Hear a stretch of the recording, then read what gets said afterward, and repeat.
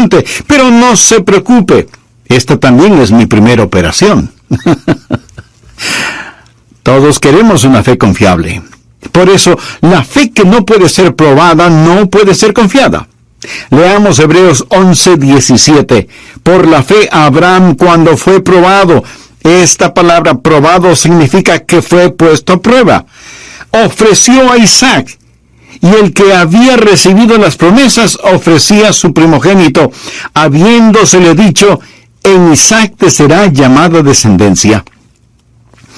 Quiere decir que Isaac es la esperanza para la descendencia de Abraham. Hijos, nietos, bisnietos, tataranietos vendrán a través de Isaac. Y la Biblia dice que Abraham iba a ofrecer a su hijo Isaac en sacrificio a Dios. ¿Cómo podría él hacer esto? Leamos el versículo 19. Pensando que Dios es poderoso para levantar aún de entre los muertos, de donde en sentido figurado también le volvió a recibir. Mi amigo, le puedo asegurar que Dios le mandará pruebas y dificultades para ver si su fe es verdadera, genuina. Las pruebas, las dificultades y tentaciones son de dos clases. El diablo nos empuja, nos tienta a que hagamos lo malo y causa nuestro tropiezo. Dios nos prueba para que hagamos lo bueno y causa que estemos firmes.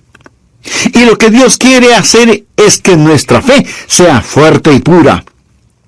Anote al margen el siguiente versículo, 1 de Pedro 1:7. Para que sometida a prueba vuestra fe, mucho más preciosa que el oro, el cual, aunque perecedero se prueba con fuego, sea hallada en alabanza, gloria y honra cuando sea manifestado Jesucristo. Cuando el Señor venga, ¿no le gustaría tener una fe pura, como oro refinado? Entonces Dios va a tener que poner su fe en el fuego. Algunos de ustedes seguramente tienen su fe en el fuego ahora mismo. Están sufriendo pruebas, vicisitudes. Dios no intenta hacerle daño. Dios quiere que usted entienda si tiene o no una fe genuina. Ahora las tentaciones de Satanás están bien estandarizadas, pero las pruebas que vienen de Dios, esas son hechas a la medida. Dios sabe dónde está usted, conoce sus circunstancias y Dios puede ponerle a prueba. Lo que estamos viendo en el Nuevo Testamento es un comentario de una historia en el Antiguo Testamento. Para entender lo que dice Hebreos 11, hay que ir al Antiguo Testamento. Así que vamos al libro de Génesis, capítulo 22. Veamos lo que sucedió cuando la Biblia dice que Dios puso a prueba a Abraham. Génesis 22, empezando en el versículo 1. Aconteció después de estas cosas que probó Dios a Abraham y le dijo, Abraham. Y él respondió, heme aquí. Y dijo, toma ahora tu hijo, tu único, Isaac, a quien amas. De paso le diré que esta es la primera vez que la palabra amor aparece en la Biblia. Y vete a tierra de Moria, y ofrécelo allí en holocausto sobre uno de los montes que yo te diré. ¿Puede imaginarse esto? Dios le dijo a Abraham, toma a tu hijo, y ofrécelo como un sacrificio. Sigamos leyendo, versículo 3. Y Abraham se levantó muy de mañana, y enalbardó su asno, y tomó consigo 2 siervos suyos, y a Isaac su hijo, y cortó leña para el holocausto, y se levantó, y fue al lugar que Dios le dijo. Al tercer día alzó Abraham sus ojos, y vio el lugar de lejos. Entonces dijo Abraham a sus siervos, esperad aquí con el asno, y yo y el muchacho iremos hasta allí y adoraremos. Ahora note la siguiente frase, y volveremos a vosotros. Dios le dijo a Abraham que sacrifique a Isaac. Y Abraham le dice a sus siervos, esperen aquí. Mi hijo y yo vamos a ir a adorar a Dios y luego volveremos. Y esa palabra volveremos quiere decir que él tenía la seguridad de que él e Isaac regresarían juntos. Sigamos leyendo en Génesis 22 desde el versículo 6. Y tomó a Abraham la leña del holocausto y la puso sobre su hijo Isaac. Y él tomó en su mano el fuego y el cuchillo, y fueron ambos juntos. Entonces habló Isaac a Abraham su padre y dijo: Padre mío. Y él respondió: Heme aquí, mi hijo. Y él dijo: He aquí el fuego y la leña, mas ¿dónde está el cordero para el holocausto? Y respondió Abraham: Dios se proveerá de cordero para el holocausto, hijo mío. E iban juntos. Y cuando llegaron al lugar que Dios le había dicho, edificó allí Abraham un altar, y compuso la leña, y ató a Isaac su hijo, y lo puso en el altar sobre la leña. Y extendió Abraham su mano, y tomó el cuchillo para degollar a su hijo. Entonces el ángel de Jehová le dio voces desde el cielo, y dijo: Abraham, Abraham. Y él respondió: Heme aquí. Y dijo: No extiendas tu mano sobre el muchacho, ni le hagas nada, porque ya conozco que temes a Dios, por cuanto no me rehusaste tu hijo, tu único. Entonces alzó Abraham sus ojos y miró, y he aquí a sus espaldas un carnero trabado en un zarzal por sus cuernos. Y fue Abraham y tomó el carnero y lo ofreció en holocausto en lugar de su hijo. Y llamó a Abraham el nombre de aquel lugar: Jehová proveerá. Por tanto se dice hoy: en el monte de Jehová será provisto. Amigo, esta es una historia increíble. Dios nunca antes había ordenado ningún sacrificio humano, y ahora le ordena a Abraham que tome al hijo de la promesa, su amado hijo, y que lo sacrifique. Ahora, los teólogos liberales tratan de explicar este evento negándole realidad. Pero usted no puede decir que cree en la infalible palabra de Dios y negar que esto haya sucedido. Otros que dudan de la soberanía de Dios dicen que Dios no pudo haber hecho esto. Pero escúcheme con atención. Dios es un Dios soberano y Él puede hacer lo que se le antoje. Amén. Él no tiene que pedir permiso ni a usted ni a mí para hacer lo que quiera hacer. La orden fue dada: toma ahora tu hijo. Recuerde que este hijo, Isaac, tuvo un nacimiento milagroso. Es el hijo de la promesa, es el hijo amado. Y la Biblia dice que Abraham, sin ningún titubeo, se dirigió hacia el monte Moria. Y Abraham se levantó muy de mañana. Él comenzó a hacer, sin ninguna vacilación, exactamente lo que Dios le había dicho que haga. Usemos nuestra imaginación. Se puede imaginar a Abraham e Isaac la noche anterior sentados frente al fuego. Se puede imaginar lo que Abraham habrá sentido, mirando el rostro de su querido hijo, preguntándose cómo le diría lo que tenía que decirle, cómo explicarle. ¿Qué es lo que dirá Isaac a todo esto? ¿Sería capaz de soportar su mirada? Amigo, póngase por un instante en el lugar de Abraham. Dios va a probar su fe pidiéndole que haga algo que a lo mejor le sorprenda. No que renuncie a las cosas malas y equivocadas, eso debe hacer el creyente en forma diaria, sino que renuncie a las cosas buenas. Sería relativamente fácil si Dios nos pidiera renunciar a las cosas malas, renunciar a la mentira, al robo, a la murmuración y al orgullo, y así demostramos que le amamos. Pero no es eso lo que Dios está pidiendo. Dios le había dado a Abraham una posesión maravillosa, un hijo. Dios le había dado a Abraham un programa: haré de ti una gran nación. Y Dios le había dado a Abraham una promesa: lo haré. Pero ahora parece que Dios está pidiéndole a Abraham que le devuelva todo eso. Ahora, hay algunas cosas a las que renunciamos por el Señor.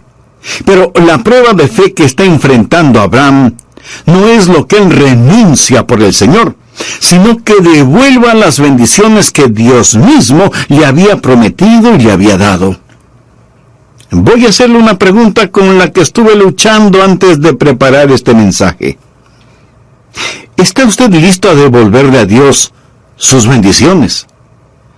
Note que no estoy preguntando si está usted listo a renunciar a sus pecados. ¿Está usted listo a devolverle a Dios las bendiciones que le ha dado? Eso es lo que Dios le pidió a Abraham que haga.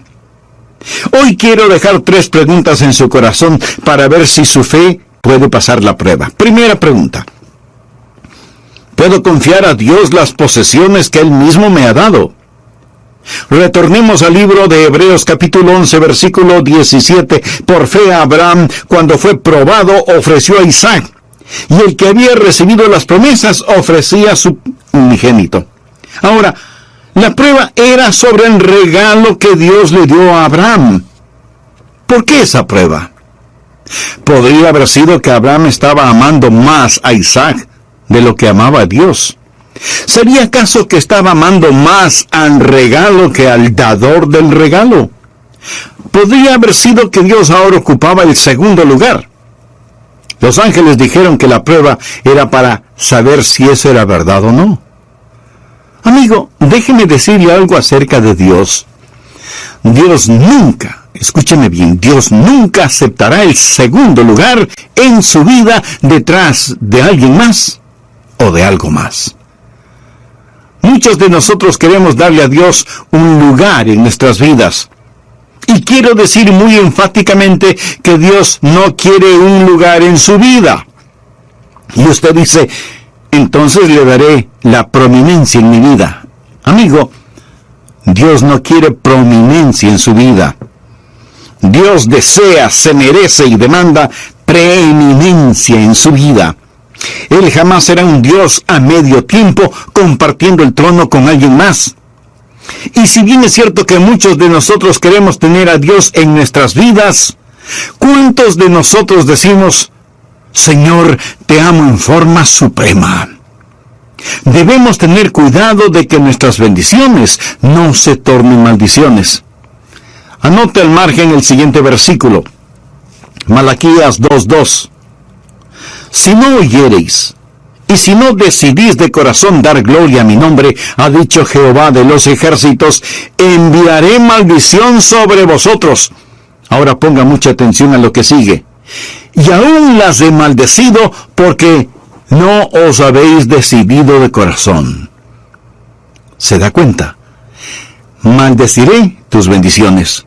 Las bendiciones pueden tornarse maldiciones porque, como lo dice el Señor, no os habéis decidido de corazón. ¿Me permite decirle qué hay de malo en la actualidad en nuestra nación bendecida por Dios? Dios ha empezado a maldecir nuestras bendiciones. Nosotros hemos sido bendecidos como ninguna otra nación sobre la faz de la tierra y sin embargo estamos escupiendo en la cara de Dios.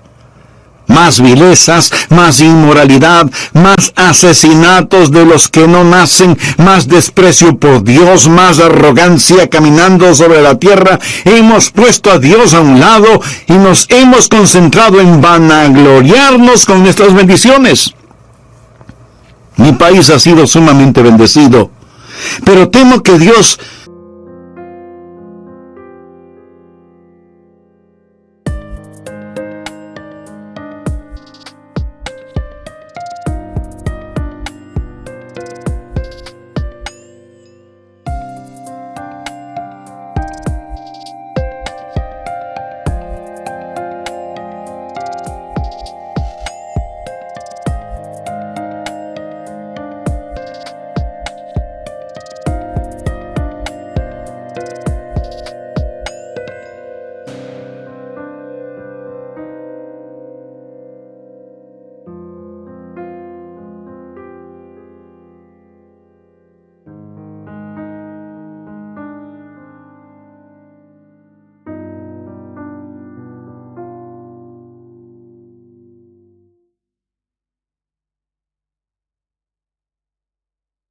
comenzará a cambiar nuestras bendiciones en maldiciones a menos que retornemos hacia el todopoderoso Dios. ¿Eso no le asusta a usted? Pues a mí sí. Dios no aceptará el segundo lugar detrás de alguien o de algo. Abraham no hizo nada de malo al amar a su hijo. Yo amo a mis hijos con todo mi corazón. De hecho, nadie puede amar a sus hijos verdaderamente hasta que aprenda a amar a Dios como se debe. Dios no le preguntó a Abraham si es que amaba a su hijo. Él sabía que Abraham amaba a su hijo. Lo que Dios quería saber es si es que Abraham le amaba a él más que a su hijo. Después de la resurrección, Jesús le preguntó a Simón Pedro: Simón, hijo de Jonás, ¿me amas más que estos? Algunas personas piensan que Jesús quiso decir: me amas más de lo que los otros discípulos me aman. Yo no creo que es así. Pienso que Jesús está allí, parado en la playa, hablando con Simón, y le pregunta: Simón, ¿me amas más que tus hermanos? ¿Me amas más de lo que amas la pesca, y el barco, y las redes, y esta forma de vida? ¿Me amas más que a todas estas cosas? Porque te digo, Simón, hijo de Jonás, que yo no aceptaré el segundo lugar en tu vida. La prueba de la fe no es primordialmente entre el odio y el amor, sino entre dos amores, aquello que amamos mucho y aquellos que amamos en forma suprema. Esta es la pregunta que me hice a mí mismo antes de poder predicar este mensaje. Adrián, ¿tienes en tu corazón algún amor que es más grande que tu amor por Jesús? Mi amigo, le desafío a que se haga usted la misma pregunta. Ahora, si en su corazón o en su vida usted considera que hay un amor que es más grande que el amor que tiene por Dios, el mensaje de Dios para usted de este pasaje de las Escrituras es: levántate y deposita tu amor en el altar y ofrécelo como sacrificio. Eso es lo que Dios le está diciendo en este momento. Y usted tiene que preguntarse qué podrá hacer. De tiempo en tiempo, yo me hago la misma pregunta. Cuando pienso que a lo mejor mi corazón se está enfriando hacia Dios, o cuando me estoy volviendo descuidado, o superficial, o muy profesional en mi ministerio, busco estar a solas y no hago una lista de mis pecados. Esos son relativamente fáciles de enfrentarlos, pero hago una lista de mis bendiciones, mi vida, mi familia, mi salud, mi amada esposa, mis hijos, mis preciosos nietos, mi conocimiento de la palabra de Dios, mi habilidad para predicar la palabra, el regalo de ser pastor de esta iglesia bautista Bellevue, la casa, la ropa, cualquier plan de retiro, y todo esto lo deposito ante Él. Con manos abiertas: Señor, todo es tuyo. Amigo, no es cosa fácil el hacerlo, pero usted sabe cuando lo hace solo de labios para afuera, y usted sabe cuando lo dice y lo hace con convicción. Antes de terminar la primera parte de este mensaje, permítame hacerle una pregunta muy personal. Como creyentes, como hijos e hijas de Dios, sabemos que todo lo que tenemos es con lo que Dios nos ha bendecido. Pero ¿hay alguna cosa específica o especial que Él le ha dado y que usted no se la devolvería si Dios se la pidiera? ¿Hay algo que usted no entregaría voluntariamente a Dios si Él se lo solicitara? Usted podrá decir: Dios, tú mismo me diste esto, ¿por qué me pides que te lo devuelva?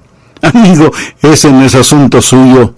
Dios tiene sus propias razones y de ninguna manera está obligado a darnos explicaciones. ¿Hay alguna cosa en su vida que usted no entregaría voluntariamente a Dios si es que Él se lo pidiera? Escúcheme, cualquier cosa que Dios le haya dado, usted puede confiársela. Y cualquier cosa que no le haya dado, aunque usted se lo haya pedido, es porque no la necesita. Sí, Dios le dio a Abraham un hijo, y luego le pidió que lo llevara al monte Moria, y que allí sobre el altar lo sacrifique. La prueba de la fe. Amigo, ¿cómo está poniendo Dios a prueba su fe? O tal vez, más bien debo preguntar, ¿tiene usted fe en Dios? ¿Cree usted en Dios?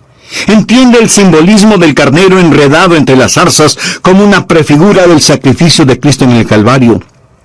Por fe, ha invitado a Jesús a su corazón, lo ha recibido como su Señor y Salvador.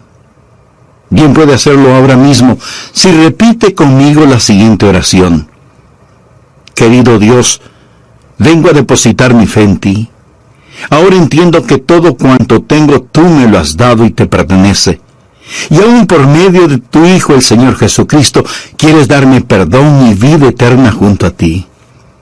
Señor Jesús, te recibo como mi Salvador y deseo que seas, y eso es absolutamente cierto. Por ejemplo, si usted necesita una intervención quirúrgica, ¿se dejaría operar por un doctor que es un mal cirujano? Probablemente no. ¿O aceptaría viajar en un avión que nunca ha sido probado? Mi amigo, todos los seres humanos queremos tener una fe confiable. Por eso, la fe que no puede ser probada no puede ser confiada. Ahora bien, le puedo asegurar que Dios le mandará pruebas y dificultades para ver si su fe es verdadera, genuina. Las pruebas, dificultades y tentaciones son de dos clases. El diablo nos empuja a que hagamos lo malo y causa así nuestro tropiezo espiritual. Dios nos prueba para que hagamos lo bueno y causa así que estemos firmes en nuestra vida espiritual. Y Dios quiere que nuestra fe sea fuerte y pura. Por favor, anote al margen el siguiente versículo, 1 de Pedro 1:7. Para que sometida a prueba vuestra fe, mucho más preciosa que el oro, el cual, aunque perecedero se prueba con fuego, sea hallada en alabanza, gloria y honra cuando sea manifestado Jesucristo. Cuando el Señor venga, ¿no le gustaría tener una fe pura como oro refinado? Entonces Dios va a tener que poner su fe en el fuego. Algunos de ustedes seguramente tienen su fe en el fuego ahora mismo. Están sufriendo pruebas, vicisitudes y hasta tragedias. Escúcheme. Dios no intenta hacerle daño. Más bien, Dios quiere que usted entienda si tiene o no una fe genuina.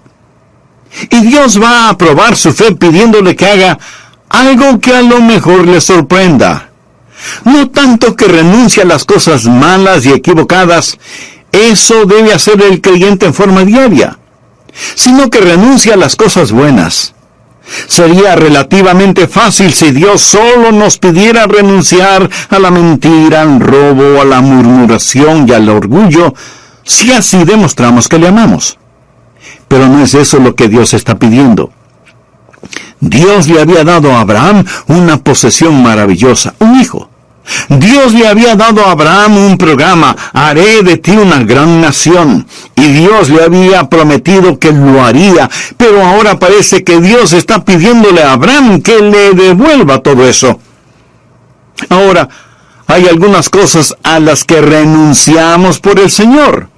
Pero la prueba de fe que enfrentó Abraham no fue lo que él renunciaba por el Señor, sino que tenía que devolver las bendiciones y promesas que Dios mismo le había dado. ¿Está usted listo a devolverle a Dios sus bendiciones? Eso es lo que Dios le pidió a Abraham que haga. Quiero dejar 3 preguntas en su corazón para ver si su fe puede pasar la prueba. Pregunta número 1. ¿Puedo confiar a Dios las posesiones que Él mismo me ha dado? Leamos Hebreos 11:17. Por fe, Abraham, cuando fue probado, ofreció a Isaac, y el que había recibido las promesas ofrecía su unigénito. Ahora, la prueba era sobre el regalo que Dios le dio a Abraham. ¿Por qué esa prueba?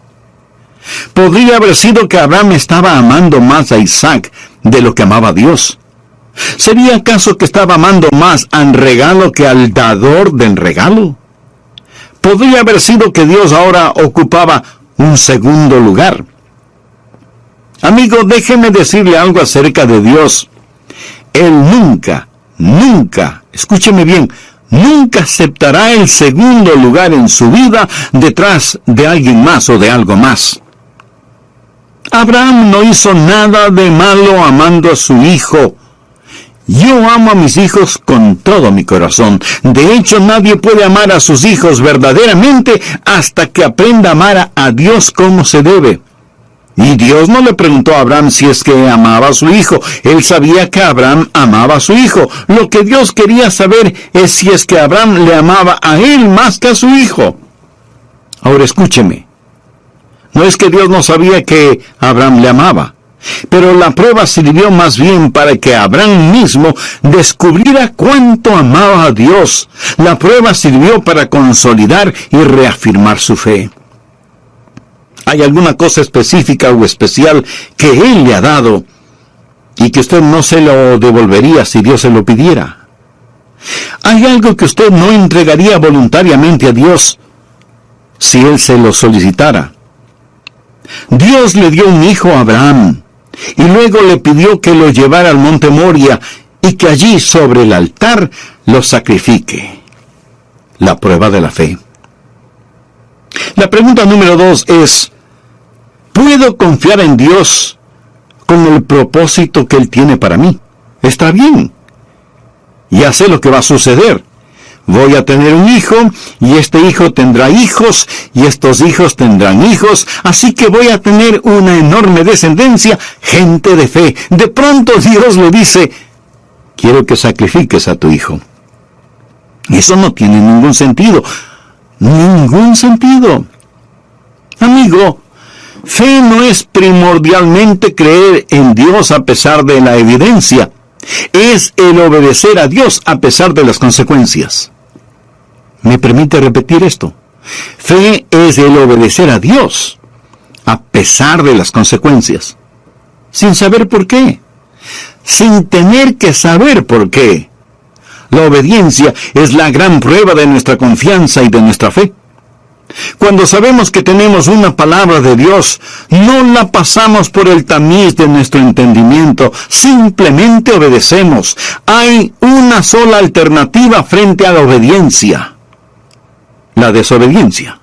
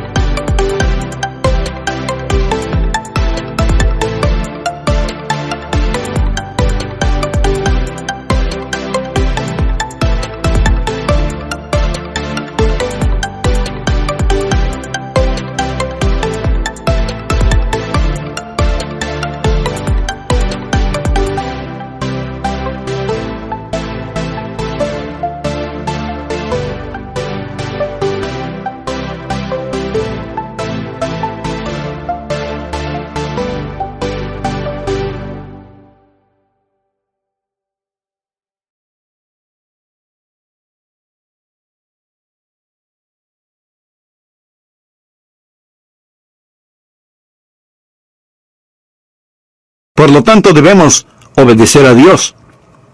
Pero déjeme decirle qué clase de obediencia debe ser. Debe ser una obediencia informada. No vaya por allí a hacer alguna clase de sacrificio para demostrarle a Dios cuánto le ama. Sería un terrible error. Esté en armonía con Dios, sintonizado con Dios, escuchando a Dios. Abraham escuchó a Dios. Muchos cristianos se esfuerzan en hacer cosas para Dios que Dios no quiere que las hagan. Y Dios no ha prometido el bendecir actividades que Él no ha ordenado. Debemos escuchar a Dios para poder obedecerle. Debe ser una obediencia informada. Segundo, debe ser una obediencia intencional. Usted dice, bueno, no he sido informado. ¿Puedo hacerle una pregunta? ¿Está usted escuchando? Se reporta a Dios para servicio.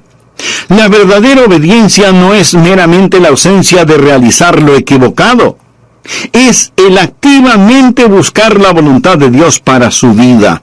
La ignorancia de la voluntad de Dios no es excusa si es que usted no tiene una obediencia intencional, informada, intencional e inmediata. Dios le dio una orden a Abraham, y en Génesis 22:3 leemos, y Abraham se levantó muy de mañana. Nada de esperar, nada de demoras. Tan pronto como le fue posible, él empezó a hacer exactamente lo que Dios le había ordenado. Nuestra alma debe ser rápida en responder a Dios. Nuestros pies deben ir jubilosos a donde Él nos mande. El aplazar nuestra responsabilidad es una forma de desobediencia. Dios le ha ordenado el decir algo, dar algo, hacer algo, y usted está esperando quién sabe qué, o aplazando lo que debe hacer. No espere. La verdadera obediencia es inmediata. Nosotros no tenemos que razonar por qué, no tenemos que argumentar. Debemos hacer o morir. Alguna vez la prueba vendrá, y si usted no obedece de inmediato, puede verse en serios problemas. Permítame relatarle algo. Cuando estaba en el colegio, pastoreaba una pequeña iglesia. 40 o 50 personas, era una muy buena asistencia al servicio dominical. Yo amaba a esos hermanos y ellos me amaban también. Cuando me gradué en el seminario, un par de pequeñas iglesias en la Florida me ofrecieron el pastorado. Sus cartas me llegaron el mismo día, y ambas decían prácticamente lo mismo. Hermano Rogers, creemos que usted debe ser nuestro pastor porque hemos orado sobre este asunto. Bueno, una de las cartas debía estar equivocada. Personalmente creía que ambas estaban equivocadas. Así que les contesté, muchas gracias, pero no, gracias. La pequeña iglesia de Fort Pierce me volvió a escribir. La asistencia dominical en esa iglesita era menos de 100 personas. Y en su carta me dijeron, hermano, creemos que usted es el hombre de Dios para nosotros. Y yo no pude sacar eso de mi corazón, aunque francamente, después de 8 años de estudio, yo esperaba tener una congregación de más de 100 personas. Pero finalmente les contesté, está bien, acepto su invitación. Y a los hermanos de la pequeña iglesia de Waveland en Mississippi les dije, hermanos, Dios me ha llamado a otra iglesia y debo ir. Yo sabía que algunos de ellos iban a oponerse, así que traté de ser algo poético cuando dije, una mano perforada me señala el camino hacia la Florida y debo ir. Y pensé, ¿quién puede oponerse a una mano perforada? Y esa fue la retórica que utilicé esa mañana. Pero yo no le había dicho a la iglesia de Fort Pierce cuándo iría. Sin embargo, ya tenía su oferta. Después del culto dominical, fui a casa y antes de comer recibí una llamada telefónica de uno de los miembros del comité de púlpito de la primera iglesia bautista de una de las grandes ciudades de la Florida. Me dijo, hemos oído acerca de usted y queremos que venga para que sea nuestro pastor. Me habló del personal de la iglesia, del presupuesto, de los beneficios que yo tendría. Pero yo ya había ofrecido ir a la pequeña iglesia de Fort Pierce. Le digo, si Dios lo hubiera escrito en grandes letras sobre la pared de la iglesia, no hubiera sido tan obvio. Dios me estaba diciendo, Adrián, esta es una prueba. No la eches a perder. Así que le dije al hombre que me llamó, hermano, gracias, pero voy a servir en tal y tal iglesia. Dios me ha llamado a ese lugar y debo ir. Y colgué el teléfono. No lo cuento esto para darme yo mismo una palmadita en la espalda, sino para testificar delante de Dios, cuando esas pruebas lleguen, es mejor obedecer a Dios inmediatamente. Si no, usted puede verse en serios problemas. Y quiero decirle que uno de los tiempos más felices de mi vida fue en esa preciosa, sin malas caras, sin ociosidad. Necesitamos servir a Jesús en esta época en que vivimos con un amor apasionado y consumidor. Estoy seguro que para Abraham fue una verdadera lucha interna, pero gracias a Dios pasó la prueba. Pregunta número 3. ¿Puedo confiar en Dios no solo con las posesiones y el programa que Él me ha dado, pero puedo confiar en las promesas que Él me ha hecho? Recuerda lo que dice Hebreos 11, la porción que estamos estudiando. Por fe Abraham, cuando fue probado, ofreció a Isaac, y el que había recibido las promesas ofrecía a su primogénito. Esta es la antítesis de la promesa que dice que en ese hijo sería bendecido. Habiéndose dicho, en Isaac te será llamada descendencia, ¿Cómo reconciliar esta aparente contradicción? Ponga atención al siguiente versículo. Pensando que Dios es poderoso para levantar aún de entre los muertos, de donde en sentido figurado también le volvió a recibir. Abraham ya había aprendido que Dios es el Dios de los imposibles. Le había dado un hijo cuando tenía 100 años de edad.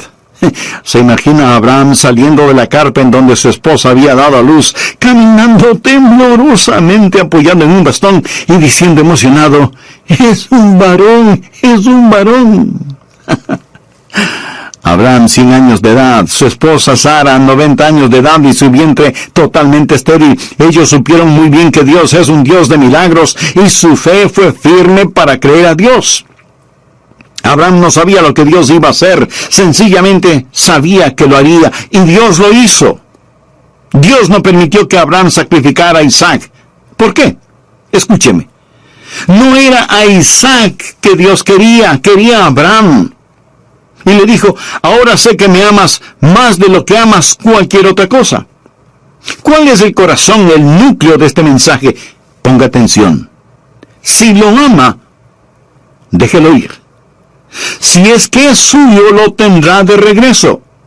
Y si no lo es, usted será librado de un destino peor que la muerte si es que se aferra a algo que será un impedimento para su vida espiritual.